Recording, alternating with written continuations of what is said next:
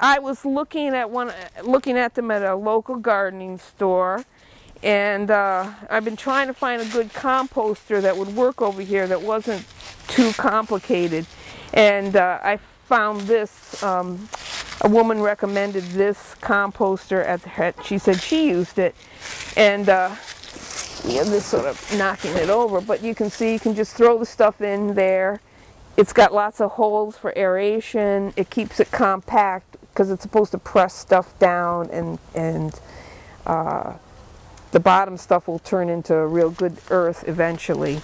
So what can you put in this thing?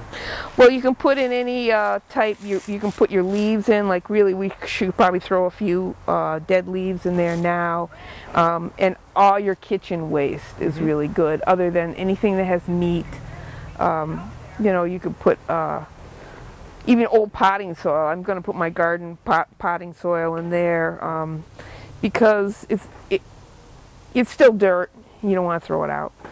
How, I heard something about if you're doing composting, it's good to do it in layers. Do you know anything about that? Yes. Well, you want to keep putting your dirt on top of it, because the dirt sort of, you might say the word is, inoculates all the kitchen waste and the leaves with the fungus and the bacteria that is naturally occurring in the soil, because the soil is filled with fungus. And the fungus is what breaks down the vegetative matter, the vegetation into dirt. It turns it into soil. How long does it take to turn like kitchen waste or leaves or what have you into soil? It kind of depends. It'll be a little slower here than in other places, but it really doesn't take that long. This will be a little interesting because we'll have to take the whole thing up and get it out from the bottom and lift it out. But I still think it'll be a lot better than having to throw all the stuff into the garbage. Yes, you know. Told us about that in the other YouTube video. We'll see if we can put a link to that into this. Are you supposed to keep that covered, or is it good to keep it open like that? You can keep it open like that. It's just, you know, in nature, I mean, or in people composted for thousands of years in a way. You know, you really don't want to. You really have to remember that even in the Middle Ages in Europe, they didn't have a lot of land, and they used cow manure and sheep manure. It was very, very valuable, and they recognized it. It was very, very valuable, and they recognized it. They didn't have trucks coming and toting it away. No, they didn't have any garbage, but they understood that if you left fields fallow and you put your animals out in it, let them poop all over it and chew it up, and then you turned it under, well, then that was a kind of a composting. They understood that back then. Down at South Street in Vine, the local wine shop, they're selling wines that are made, I think they call them microbiotic, but supposedly they're certified that everything in the wine came from the land that it was made, where the grapes were grown, and nothing was real. It's all cyclical. Yes. It's all from the land. It can be done. And there's nothing external brought in. It's more than just like estate bottled or whatever. It's like really microbiotic, I think is the term. If you think of the fact that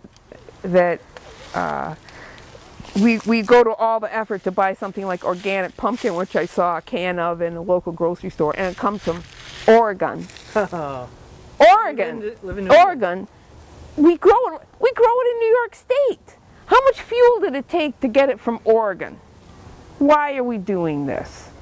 Let's have as much locally produced stuff for that reason alone, and then we're not transporting it. It just seems more expensive, but why promote that? I don't care how organic it is from Oregon. Let the people in Oregon eat it.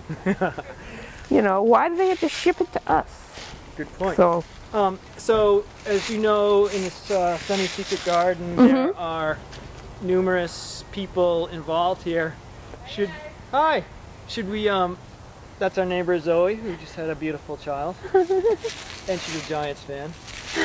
Well, so should all the neighbors throw stuff in here, or would you like us to put it over on the side?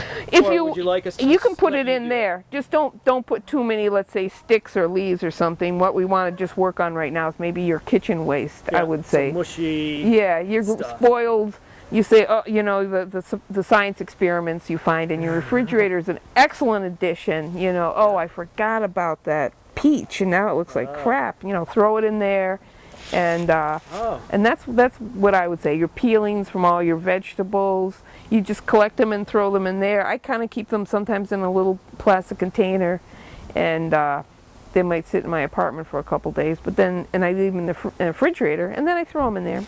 You know, cool. It's not gonna. If you just don't get the whole, if you don't get the attitude, oh, it's disgusting, I have to throw it out. It's not that disgusting. You know, you can throw it. Just don't put dog crap in there. Don't put dog crap or cat crap. Nothing like that. No. Okay.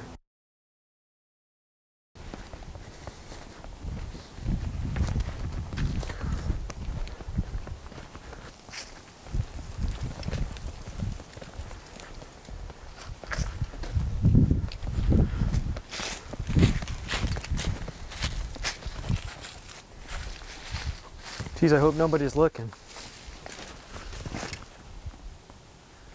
I don't know if I'm doing this right. Science experiment? Yeah, baby. First composting act of my life. That right there is a Brussels sprouts stalk. They come on stalks. I didn't know that until I went to the farmer's market.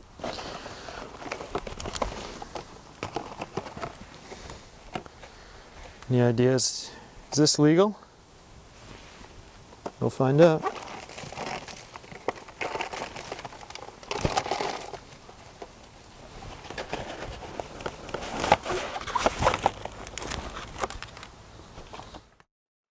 Some basil, crackers, and some more Brussels sprout stalks. It's going to be soil. If the tomatoes are huge next year, we know why.